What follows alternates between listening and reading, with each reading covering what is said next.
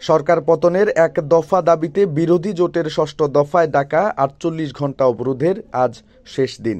আজ বৃহস্পতিবার সকালে সিলেট নগরীর বিভিন্ন সড়কে যান চলাচল ছিল স্বাভাবিক দিনের মতোই।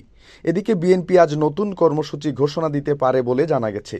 ষষ্ঠ দফায় ডাকা ৪৮ ঘণ্টা অবরোধের শেষ দিনে সিলেট নগরীতে তেমন একটা প্রভাব লক্ষ্য করা যায়নি। সকালবেলা থেকে নগরীতে যানবাহনের চাপ দেখা গেছে, তবে বাস টার্মিনাল থেকে দূরপাল্লার বাস তেমন ছাড়েনি। এদিকে সিলেট নগরীর বিভিন্ন এলাকায় কয়েকটি ঝটিকা মিছিল করেছে বিএনপি ও এর অঙ্গ সহযোগী সংগঠন। যে কোনো ধরনের পরিস্থিতি মোকাবেলায় সড়ক মহাসড়কে ছিল আইনশৃঙ্খলা রক্ষাকারী বাহিনীর সরব উপস্থিতি। এদিকে সরকার পতনের এক দফা দাবিতে ৪৮ ঘণ্টা অবরোধের শেষ দিন আজ বিকেলে নতুন কর্মসূচি ঘোষণা করবে বিএনপি। দলটির দায়িত্বশীল নেতারা জানিয়েছেন, শুক্র শনি বিরতি দিয়ে রবিবার থেকে ফের অবরোধ কর্মসূচির ঘোষণা আসতে পারে।